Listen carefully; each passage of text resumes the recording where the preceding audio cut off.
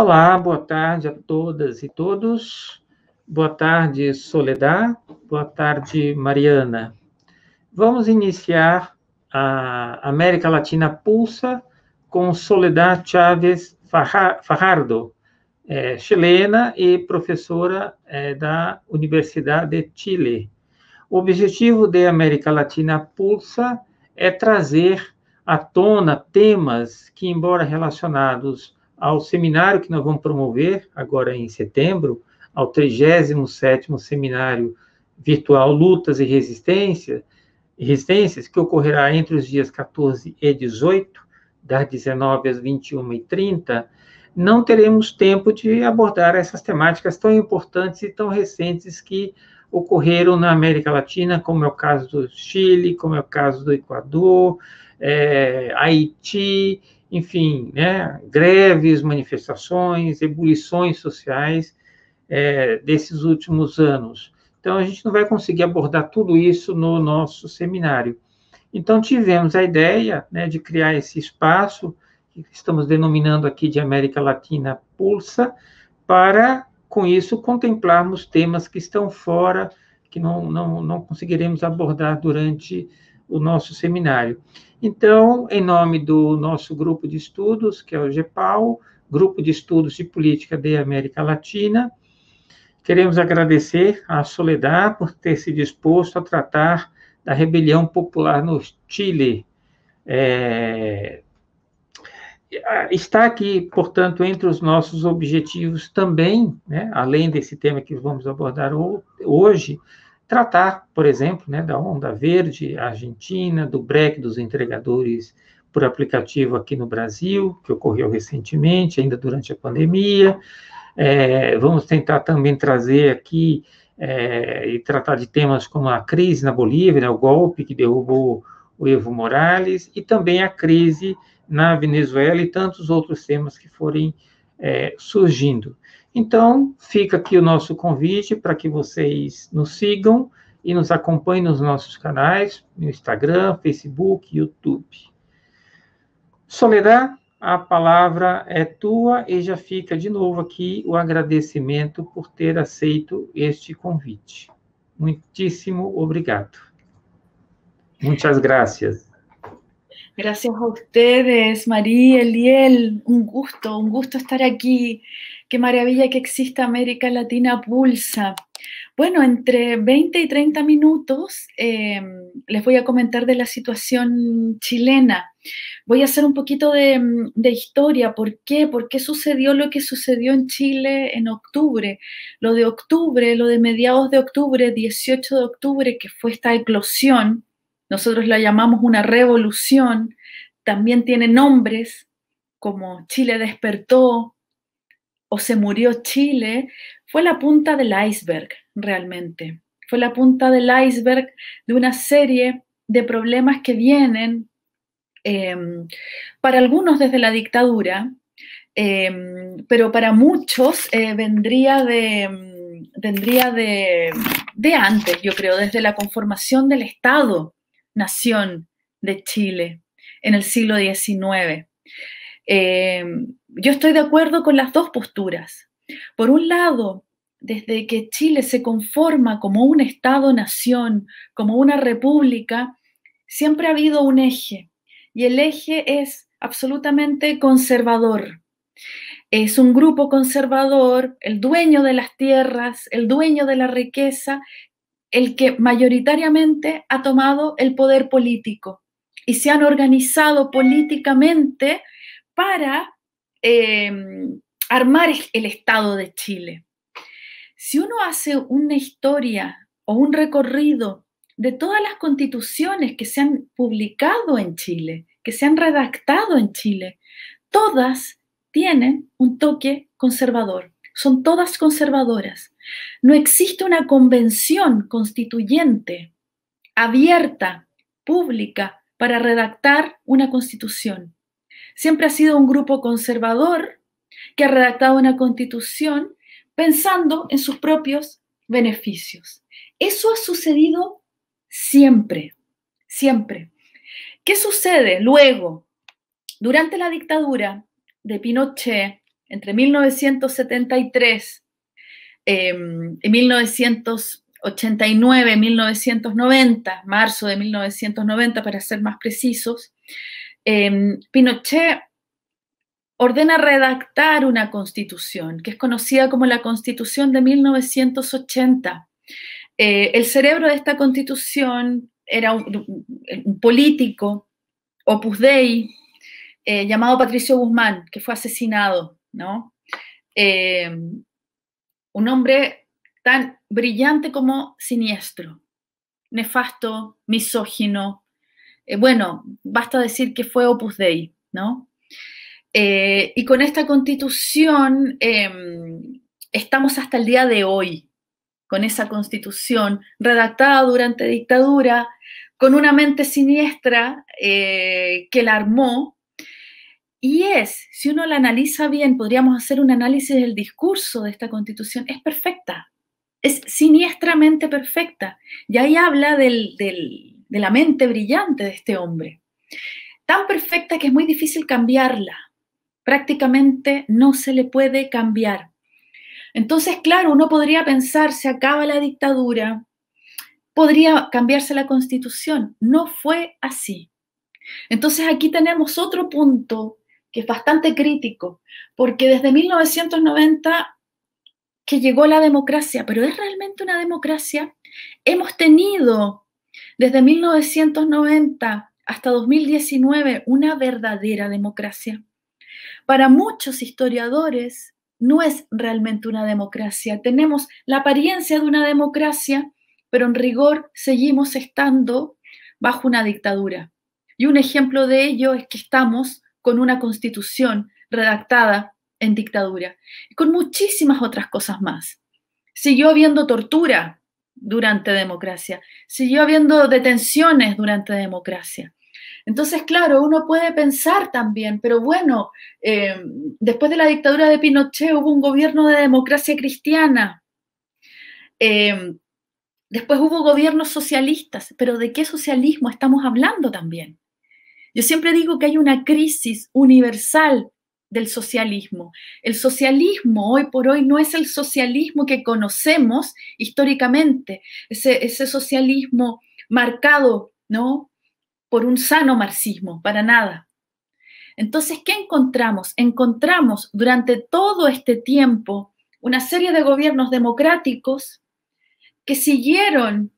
Yo siempre digo que la Constitución de 1980 es una suerte de diamante absolutamente nefasto, y lo que hicieron estos gobiernos fue seguir puliendo el diamante, seguir sacándole brillo al diamante. Claro, hay aspectos buenos que se pueden sacar de algún tipo de cambio, ¿no?, de reforma constitucional, pero la base siguió siendo la misma. ¿Y cuál es la filosofía de esta Constitución? Es la filosofía neoliberal. Es hacer de Chile un país neoliberal. Y eso fue, en cierta medida, el acuerdo que tuvo Pinochet y los suyos con todo esto de la Guerra Fría, Operación Cóndor, sacar a Allende, Nixon y la CIA colaborando. ¿Cuál era el plan? Bueno, te liberamos del yugo marxista del gobierno de Allende, pero necesitamos utilizar tu país como un laboratorio neoliberal. Queremos ver si el neoliberalismo funciona en Chile. ¿Qué se hizo? Muchísima gente se formó en la escuela de Chicago. Se les conoce a estos economistas como los Chicago Boys, que justamente formaron parte del gobierno de Allende y siguen existiendo, siguen estando en el gobierno. Forman parte de la derecha y tienen altos cargos en este momento en la derecha. Entonces, ¿qué pasa? Pasa lo siguiente, que esta es una constitución que desde un punto de vista económico llama a la absoluta privatización de todo. El Estado deja de ser un estado de bienestar, ¿no? Bueno, yo en lo personal soy muy crítica con el Estado, el concepto de Estado, con el concepto de democracia. Creo que ya no sirve, pero bueno, esa es mi posición. pero estoy inserta dentro de un Estado, soy ciudadana, tengo que votar. Puede parecer una contradicción, pero es la realidad. Pero en lo personal no creo en el Estado. Pero me interesan mucho los estados de bienestar, porque a la larga funcionan. En este preciso momento yo estoy en Irlanda. Me tocó la pandemia azarosamente en Irlanda. En Irlanda hay un estado de bienestar bastante desarrollado. Y quiero seguir en Irlanda mientras siga la pandemia, porque aquí se nota el estado de bienestar. Se nota un estado que cuida a sus ciudadanos. Aunque sus ciudadanos no tengan dinero, se le cuida. ¿Qué sucede en un estado que empieza a desaparecer el concepto de estado de bienestar? Lo que se genera es una serie de sujetos que están absolutamente maltratados, absolutamente mal pagados, mal alimentados, con mala educación, con malas pensiones. Es todo un engranaje, es todo un sistema que, claro, quizás en 1980 no podíamos ver lo que podía implicar una constitución neoliberal y transformar a un Estado de estas características, un Estado neoliberal. Pero al año 2018, cuando ya empezamos a tener las primeras generaciones que se tienen que jubilar, cuando empezamos a ver los resultados de una educación privada, de una salud privada, empieza a temblar el sistema. El sistema siempre tembló. Desde un primer momento, siempre hubo problemas. Desde el momento, por ejemplo, en que la educación pasó a ser un objeto para lucrar. Tú podías tener dinero, levantar una universidad y hacerte millonario con esa universidad pagando mal a los profesores y dando mal formación, ¿no? O, por ejemplo, si no tienes dinero para una buena educación privada, vas a la educación pública que no es de calidad. Y esto empieza a generar una serie de problemas que los vimos desde diferentes puntos, sobre todo los que estábamos en contra del gobierno de Pinochet, de la dictadura de Pinochet. Porque claro, aquí vuelvo a lo que les decía al principio respecto al origen de estas constituciones conservadoras y de este grupo rico que de alguna manera tiene el control de las grandes riquezas del país, siguió siendo lo mismo, y más aún con un Estado neoliberal. Entonces empezamos a detectar que hay grupos que son dueños del agua, grupos que son dueños del mar, grupos que son dueños de la minería, grupos que son dueños de la electricidad. Pueden ser grupos extranjeros que invierten, porque obviamente la dinámica neoliberal es muy fácil. Puedes invertir y no pagas impuestos, ¿no? Entonces muchísimos grupos y consorcios internacionales vienen, invierten, expolian. Es un nuevo colonialismo.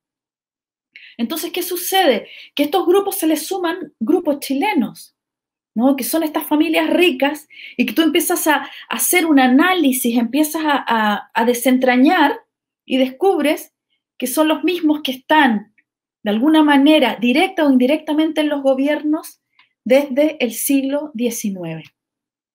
Y a esta gente no le interesa el bienestar. A esta gente no le interesa que tengamos una buena educación.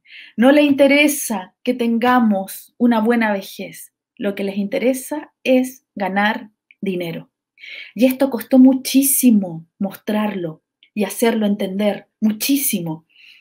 Tuvimos un primer momento maravilloso el año 2006 cuando los estudiantes de secundaria empezaron a protestar por la calidad de la educación. Fueron ellos, fueron las generaciones que no habían nacido en dictadura, que no nacieron previamente en la dictadura y empiezan a ver las injusticias. Siempre han sido los jóvenes. El año 2011, que fue el año de las grandes protestas, también tuvimos una gran protesta de los estudiantes universitarios. ¿Por qué? Porque aquí en Chile la educación universitaria hay que pagarla. Tienes que demostrar que tienes una situación económica, pero muy crítica para que te den un crédito. Si no, tienes que pagar. Piensa en una familia con 3 hijos y que cada hijo, solamente por el concepto de mensualidad, tiene que pagar algo como 200 o 300 o 400 o 500 euros al mes, sin contar comida, sin contar ropa, sin contar movilización, sin contar nada.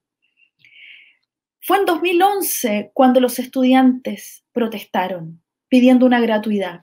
Lo lograron, pero nuevamente, porque siempre sucede lo mismo, nuevamente el gobierno dice, bueno, damos gratuidad, pero al final en rigor no es una verdadera gratuidad, es una suerte de voucher. Te dan, ¿no?, un tiempo determinado, tú te estresas, ¿no? Hay una serie de problemas que tiene este sistema de gratuidad. Bueno, a esto se le fueron sumando cosas. Luego, ¿qué sucedió? La ciudadanía se cansa, la ciudadanía se decepciona. En los últimos años, ¿qué se dieron cuenta? Que tanto la izquierda como la derecha eran lo mismo.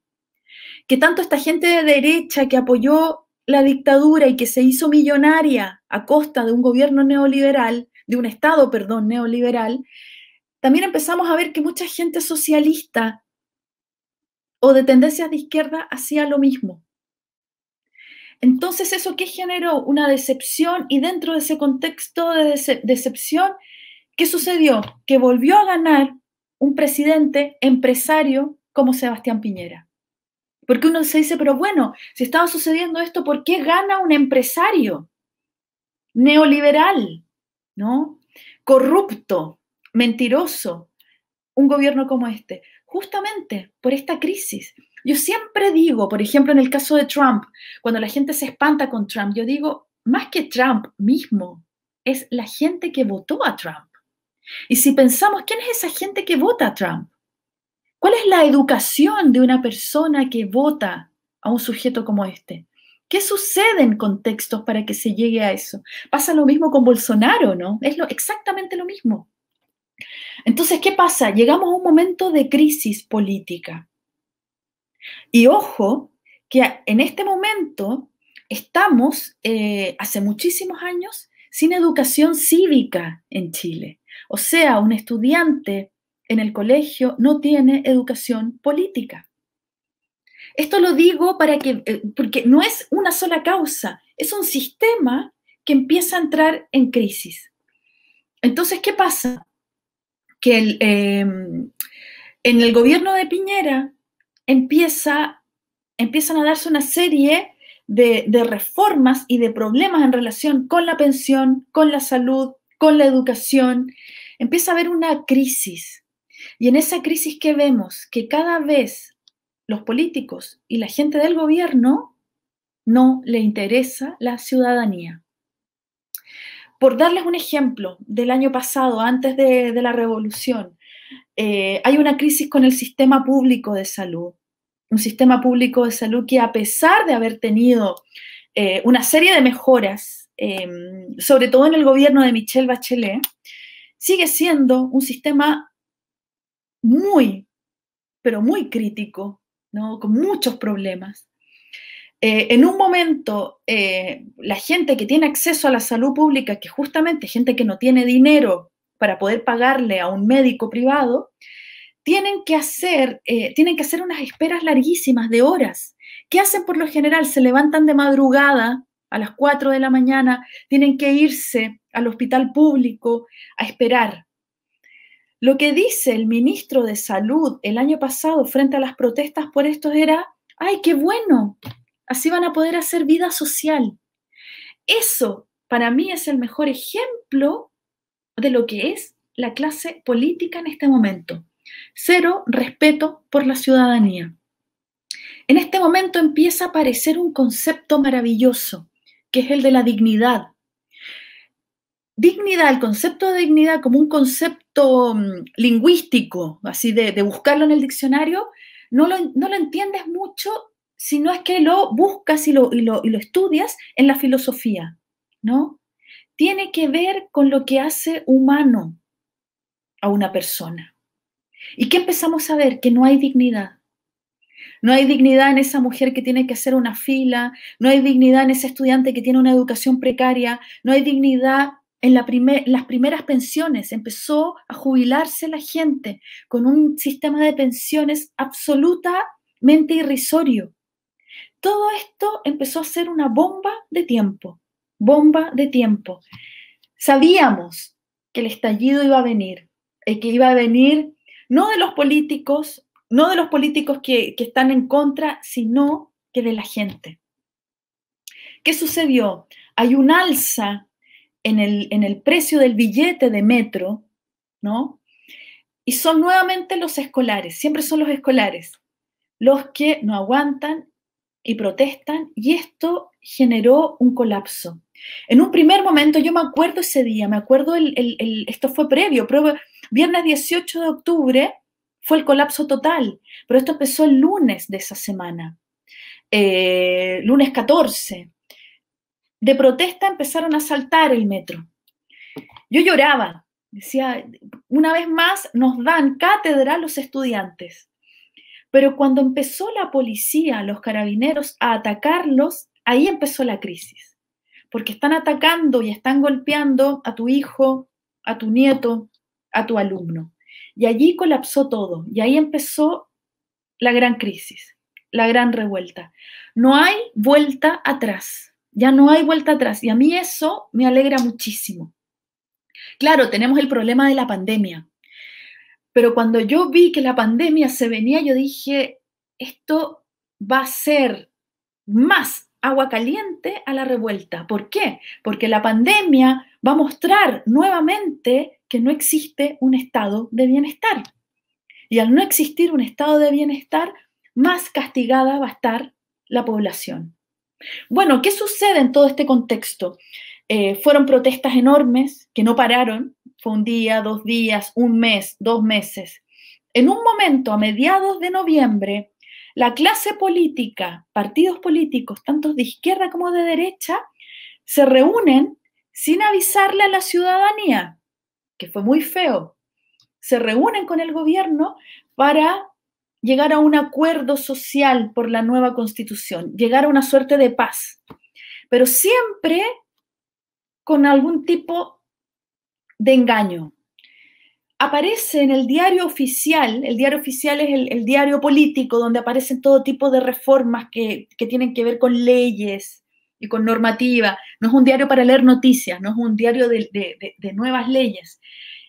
El 24 de diciembre aparece en el diario oficial la información de la reforma constitucional para poder llevar a cabo un proceso de plebiscito.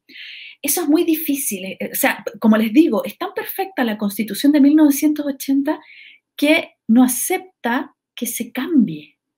Por eso nunca se ha podido cambiar la Constitución. Y por eso todos los que éramos críticos de la Constitución de 1980 sabíamos que la única manera era llegando a una asamblea constituyente. Pero es muy difícil llegar a una asamblea constituyente. Pero lo que sucedió en octubre ayudó muchísimo. Era la puerta para empezar el proceso de asamblea constituyente. Los partidos políticos lo frenan con este nuevo acuerdo a puerta cerrada, con el gobierno, con el parlamento. Se hace la reforma para poder hacer un plebiscito. Este plebiscito iba a ser a mediados de abril de este año. Por la pandemia no pudo ser. Va a ser ahora en octubre, esperamos, porque al gobierno no le conviene que suceda esto. Es, apruebo que haya una convención, o sea, que haya un cambio de constitución, o rechazo. Obviamente que la gente de derecha, la gente con privilegios no va a querer cambiar esa constitución. El resto todos queremos, pero acá está también el primer engaño, es apruebo, pero con una convención mixta redactando la Constitución, y eso de convención mixta es gente del Parlamento y gente convocada. Vean ustedes, y lo que no queremos es que haya gente del Parlamento redactando la Constitución, porque lo que vemos es que la clase política, sea del lado que sea, ya tiene muchísimos privilegios neoliberales. Y la otra pata sería la Convención Constitucional. No quisieron hablar de Asamblea Constituyente. Asamblea Constituyente es como la palabra prohibida, les da miedo. Entonces hablaron de Convención Constitucional. justamente llamar a gente elegida para que pueda redactar esa constitución. En este momento, en este contexto crítico de la pandemia fue una pausa para las protestas, una pausa para todo, pero sigue el interés, sigue el movimiento. Yo siempre digo que estamos ahora más que nunca formándonos como ciudadanos, formándonos para entender la República, algo que yo creo que desde Allende nunca había sucedido. Y creo que con Allende no había sido tan fuerte como ahora, justamente por el tema de la globalización y las redes sociales, el acceso a la alfabetización, el acceso al conocimiento. Y ahora más que nunca tenemos que divulgar esto. ¿Estamos bien o no? ¿Sería eso más o menos? Me alargué un poco, pero bueno. Não, está bem, agradeço. Eu acrescentaria um comentário rápido. Com Allende, na época, ele não teve tanto apelo, tanto apoio popular quanto estas manifestações de agora proporcionaram. Eu acho que faltou para Allende isso, senão não teria havido golpe no Chile na época. É que ele não conseguiu ter todo esse apoio popular como nessas manifestações que tivemos hoje. Claro que com redes sociais e tudo mais, né, sem dúvida nenhuma. Dá para entender isso, né? Eu não sei se a Mari quer perguntar alguma coisa, mas eu posso já... Quer perguntar? Pergunta, Mari, depois eu faço. Oi, queria agradecer, né, a fala da Soledade em nome do GEPAL. Muito bom a gente ter essa oportunidade, né, de ter pessoas que são do país, trazer um pouco para a experiência de lá. Sobre essa questão dos movimentos, né, especialmente aí final de 2019, eu queria que você falasse um pouco para você, né, na sua análise, se esses movimentos eles foram um movimento muito mais espontâneos, então sem grandes vínculos com partidos, sindicatos. Você falou um pouco sobre a questão de como que os partidos de direita e de esquerda estavam vinculados e, inclusive, executaram um acordo, mas existia algum tipo de direcionamento no primeiro momento desses grupos, desses estudantes? Porque, por exemplo, aqui no Brasil a gente pode pensar nos diretórios centrais, nos organismos que organizam, né, esses estudantes, têm vinculações com alguns partidos. Eu queria que você falasse um pouco em relação ao Chile, e se surgiram a partir dessas manifestações novos movimentos, né, sociais. Obrigada. Qué linda pregunta, porque me toca a mí en lo personal. Un primer momento, desde octubre del año pasado, fue absolutamente catártico. Fue muy mágico, muy mágico. Nos pasó a muchos que pasábamos del llanto a la risa, de la risa al llanto. Fue un momento, yo creo, que tiene su primera pausa justamente con este acuerdo. Ahí viene la rabia, pero en ese primer mes fue absolutamente espontáneo.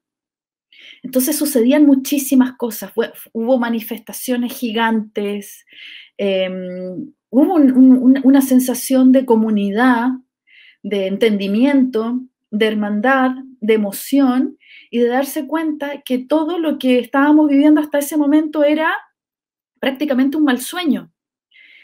Empieza, y yo creo que hay una serie de momentos que de alguna manera determinan el reorganizarse. Bueno, en primer lugar, los partidos políticos cada vez empiezan a perder fuerza. Bueno, un militante de un partido te va a decir que no, pero cada vez van a empezar a perder fuerza, credibilidad, ¿no? O, por el contrario, se van a empezar a replegar y reorganizar, sobre todo los partidos de izquierda y de extrema derecha, justamente para dar cuenta del descontento, sea del lado que sea. Pero lo que empieza a darse, que yo lo encuentro maravilloso, son otro tipo de organizaciones. Son organizaciones sociales que ya venían andando desde antes, organizaciones territoriales, por barrios, por lugares. Empiezan a darse también movimientos que tienen que ver, por ejemplo, con poder estudiar y analizar bien las constituciones, poder estudiar y analizar bien todo lo que tiene que ver con lo económico, todo lo que tiene que ver con la educación, todo lo que tiene que ver con lo político, con la salud. A mí en lo personal me pasó, yo siempre he sido muy apartidaria, muy apolítica, de tendencia más bien ácrata, pero llega un momento dentro de esta explosión, de esta catarsis desde octubre del año pasado, hay un momento para mí crítico, que es cuando un estudiante universitario en una de las protestas se le dispara a los 2 ojos y queda ciego, ¿no? Esto pasó muchísimo y es muy simbólico, es muy metafórico. Es de alguna manera ensellecer lo que se está viendo, lo que se está descubriendo. Esto de parte de la policía chilena. En ese momento a mí me pasó que ya no era suficiente protestar. Tampoco era suficiente protestar desde el espacio académico. Mi universidad y mi facultad daba todas las posibilidades y todas las facilidades para protestar, que eso es muy bueno. Y ahí yo empecé a colaborar en un movimiento que se llama de salud en resistencia. Dábamos primeros auxilios en las zonas de protesta. Y es algo, sigo perteneciendo, ahora estoy en Irlanda, pero sigo ahí colaborando, pero así como este movimiento, hay muchísimos otros movimientos que se han ido generando espontáneamente. En el caso del movimiento mío, si bien yo no soy del área de salud, en algún momento de mi vida tuve estudios de primeros auxilios, pero este movimiento está conformado sobre todo por estudiantes de medicina de mi universidad, por estudiantes de enfermería de mi universidad, de otras universidades, jóvenes médicos, jóvenes enfermeros, jóvenes psicólogos, psiquiatras y médicos. Médicos también como yo, de una izquierda más extrema. Y estamos ahí colaborando. Los profesores se reorganizaron también. Estoy en otro grupo de profesores universitarios de toda mi universidad. La Universidad de Chile es una universidad compleja, tiene muchísimas zonas y áreas. Entonces nos conformamos un grupo de profesores que pensamos más o menos similar. Eso sucedió. Esta crisis generó una apertura ideológica maravillosa, en donde se han podido reunir grupos que en otro momento hubiera sido posible, no hubiera sido posible que se reunieran, y es maravilloso.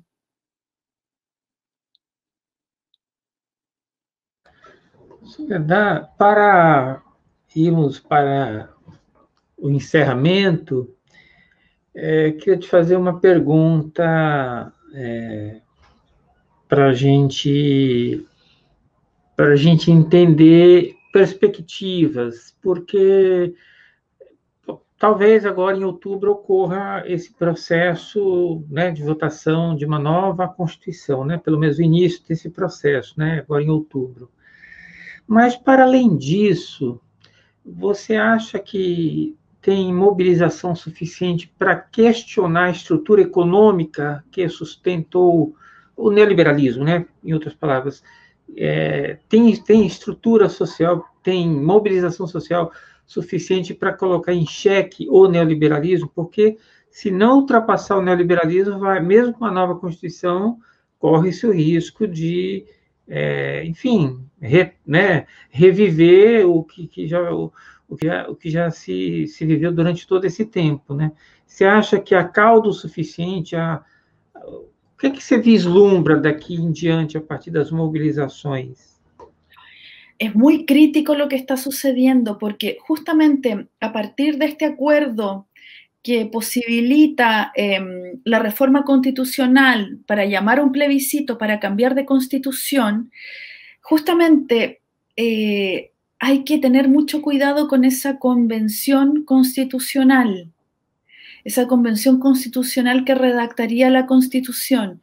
En este momento estamos criticando muchísimo porque, por ejemplo, no hay paridad de género para llegar a esa convención. No hay cupos para pueblos originarios. No hay cupos y no hay garantías para grupos independientes. Por lo tanto, todo quedaría nuevamente en los grupos políticos, en los que no confiamos. Entonces, ahora se viene un proceso muy crítico. Hay que ser muy cuidadoso Yo digo que hay que estar muy despierto, no dejarse convencer nuevamente, porque uno siempre se deja convencer por los políticos y sus discursos. Por eso lo que digo es, estamos constantemente teniendo que formar cívicamente a la población. ¿Cómo? Con escuelas populares, para justamente decirles no votar a esta persona, no creerle a esta persona. Lo que se viene ahora va a ser larguísimo, porque siempre se piensa también que llegar a este proceso, lleguemos a la idea, al momento ideal en que ganara el apruebo, y ganar el apruebo con una convención constitucional, no va a ser de un día para otro el redactar una constitución que esté pensada en la ciudadanía. Quizás va a ser un proceso muy lento. Yo siempre digo, quizás no estemos vivos para verlo, pero hay que armarlo para los que vienen. Entonces, ahora es un momento muy crítico. Yo lo veo de una manera positiva, pero también hay que ser muy cauteloso. Pero es muy crítico, muy difícil. Quizás por eso hubiera sido mejor la otra alternativa, la alternativa más revolucionaria y llamar a la Asamblea Constituyente. Pero todavía no estamos preparados. Uno quisiera que sí, pero también, eso es lo otro importante, muchas veces uno peca de iluso, peca de ingenuo, y quisiera creer que toda la gente piensa como uno y no. La gente le tiene miedo a los cambios. Yo me acuerdo que en pleno momento de la protesta tenía muchísimos amigos de izquierda que querían que todo esto pasara, querían la normalidad, aunque la normalidad fuera literalmente una mierda. La gente quiere calma. Entonces, por eso digo, estos son procesos lentos, pero que ya esté la conciencia de que hay que cambiar esta constitución, ya que esté la conciencia de que hay problemas para establecer una convención constituyente, para mí en lo personal, con lo crítica que soy con el concepto de Estado, es un gran avance. Puedo ser muy optimista, pero dentro de mi acratía o acracia, digo, bueno, mirando cómo pasa esto, yo también como ciudadana, por mí, que se estableciera un anarcosindicalismo, pero también eso es muy lejano. Siempre pasa que los ácratas somos mucho más realistas, justamente porque lo que queremos es muy difícil de lograr. Poco a poco, hay que ser pero muy paciente. Llegar y querer el todo o nada, o lo perfecto, implica, yo creo, una ingenuidad cívica, que en este momento no es necesaria e não é sana. Muito bem, agradecer de novo, né, sua gentileza de nos atender aqui para fazer esse processo, né, trazer todos esses processos para o grande público brasileiro que pouco conhece a respeito do que se passou no Chile, né? Então, isso é muito importante. Agradecer demais, análise muito boa, muito interessante, instigante, e que inclusive, nos instiga a conhecer, ler mais sobre todo esse processo riquíssimo do Chile. Agradecer também a participação da Mariana aí, né, que está sempre com a gente, dividindo esses espaços. Então, é isso. E a gente, em breve, isso estará na nossa página, aí pedir para vocês, né, divulgarem, acompanharem, enfim, né? E é isso, gente. Eu vou encerrar, aí a gente depois fica no bastidor aqui e conversa mais um pouquinho, tá bom? Tchau. Joia, obrigada. Gracias por todo, chicos. Me voy a cenar. Un gusto, gracias. Abrazo. Sí, sí. Tchau.